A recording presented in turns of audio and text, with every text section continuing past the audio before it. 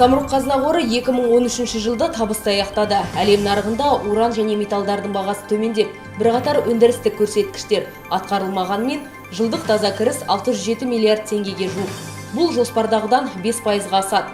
Мұндай нәтиже бірінші кезекте тың бастамалар есебінен алынып отыр. Атап айтсақ, бұл орталықтандырылған қазынашылық, электронды сатып алу жүйесі және шығындарды азайту бағдарламасы. Бүгінде республика бойынша дәстүрлі сенім байқауы өтуде. Еліміздің ең үздік жұмыс берушілері сәуір айында жария етілмек. HR менеджерлерінің қауымдастығы ұйымдастырған іс-шараға Самұрық-қазына қоры, Еңбек және халықты әлеуметтік қорғау министрлігі, Ұлттық кәсіпкерлер палатасы және әлеуметтік әріптестік орталығы қолдау көрсетіп отыр. Жан-жақты талдау көмегімен жеңімпаздар ұлттық, халықаралық, өндірістік, қызмет көрсетуші компаниялар қатарынан іріктеледі. Бұған қоса HR және әлеуметтік әріптестік салаларындағы үздік жобаларды анықтау көзделген. Байқауға қатысу арқасында отандық компаниялар еңбек нарығында шынайы сенімге ие болып, өзгелермен тәжірибе алмасуға мүмкіндік алады. Өтініштерді қабылдау 9 ақпанға дейін жалғасады. 1 ақпаннан бастап Қазақтелеком эксклюзивті көрсетілімдері мен жоғары мүмкіндіктері бар телеарналардың пакетін іске қосады. Компанияның инновациялық бөлімшесі IDTV қызметін дамытудың кезекті кезеңі аясында жаңа қызмет түрін әзірледі. Viasat Premium HD пакетінің артықшылықтары жетерлік. Соның ішінде мінсіз көлемді дыбыс, жоғары сапалы бейне, әлемдегі үздік киноның алғашқы көрсетілімдері мен жарнаманың жоқтығы.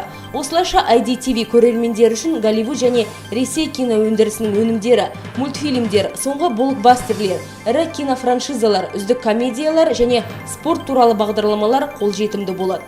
Сондай-ақ жаңа 1 ақпаннан бастап Қазақтелеком эксклюзивті көрсетілімдері мен жоғары мүмкіндіктері бар телеарналардың пакетін іске қосады. Компанияның инновациялық бөлімшесі IDTV қызметін дамытудың кезекті кезеңі аясында жаңа қызмет түрін әзірледі. Viasat Premium HD пакетінің артықшылықтары жетерлік. Соның ішінде мінсіз көлемді дыбыс, жоғары сапалы бейне, әлемдегі үздік киноның алғашқы көрсетілімдері мен жарнаманың жоқтығы.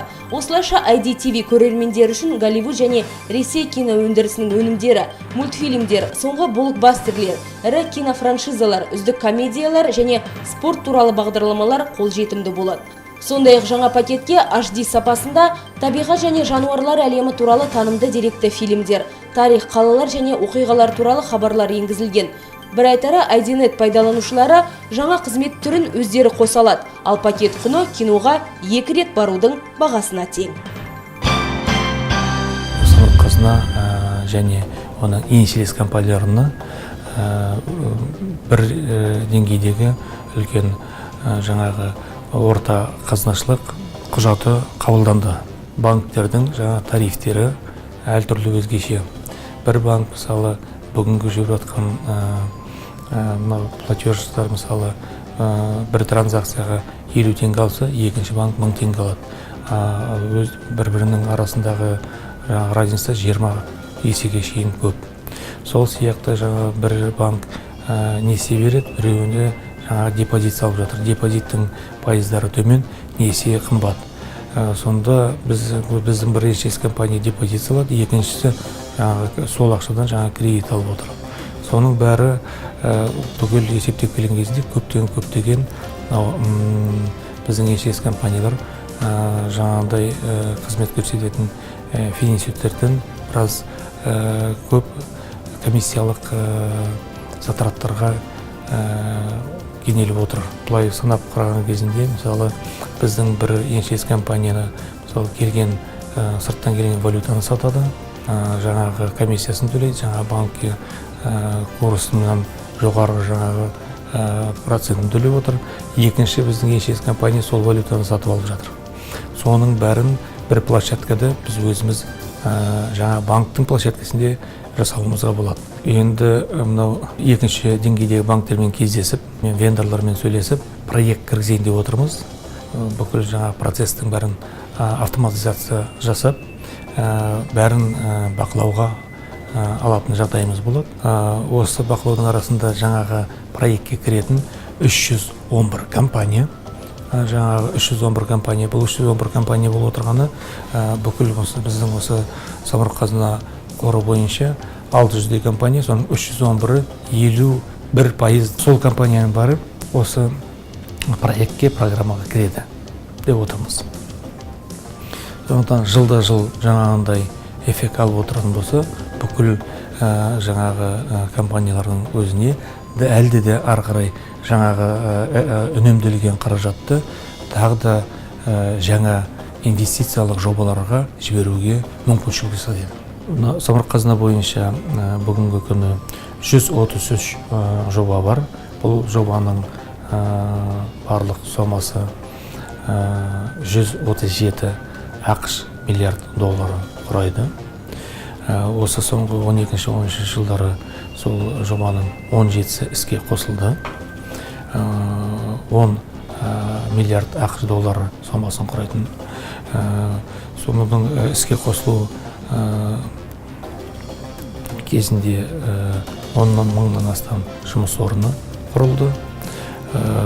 Одан бөтен осы алдымыздағы 3 жылда 67 үлкен жоба, 35 миллиард ақш доллары құрайтын жобаны іске қосамыз деп жоспарлап отырмыз. Бұл жобалардың бәрі Қазақстанның осы экономикасының әр саласында көруге болады. Энергетикада мысалы Мойнақский ГЭС 300 мегаватт мощності бар, атап өтуге болады. Мынау темір жол саласында бірнеше завод салынды. Оның біреуі мынау пассажирлық вагондар құрайтын заводы. Испанский компания, Talgo деген компаниямен бірге құрылған компания. Жылына 150 вагон шығаратын күш қуаты бар. Екінші заводты атап өтуге көреді, ол электровоздар шығаратын заводы. 100 электровозға шейін жылына шығаратын қуаты бар. Ондай жобалар көп. Оның ішінде тағы да химия саласында Степногорскіге салынатқан сернокислотный завод 180 мың тоннаға шейін шығаратын күш қуаты бар. Бүкіл жаңағы атап өткен жобалардың бәрі біздің Қазақстанның экономикасын үдемелі өркендеп өсуіне қолқабыс тигізеді. Елеулі нәтижелерге қол жеткізу үшін қашанда жанашыл әрі бастамашыл болу қажет.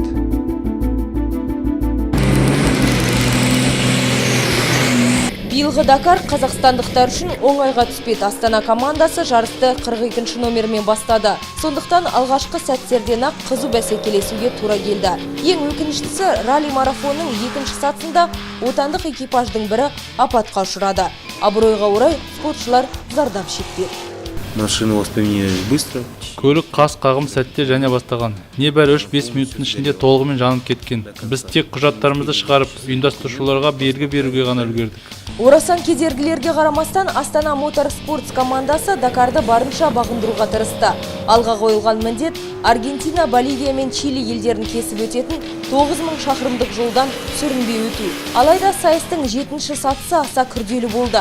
Жаңбыр кесірінен топырақтың сумен шайылғаны сайыскерлерге қауіп төндірді. Жаңа Татра жүк көлігі жолдан ұшып кетіп, бір бүйіріне құлаған. Түні бойы спортшылар механиктермен бірге жөндеу жұмыстарымен айналысты. Қалай дегенмен жерлестеріміз үздіктер қатарынан қалмай мәрегеден жетті. Мы рады и довольны. Біз аса қуаныштымыз. Алға қойылған міндеттерді орындай алдық. Дакарды кезекті рет бағындырдық. Біздің еліміздің намысын қорғаған 3 экипаж ақтық сыннан абыроймен өтті. Команда мүшелерінің барлығы да жұмыстарын 100%-ға атқарды. Жарайсыңдар жігіттер.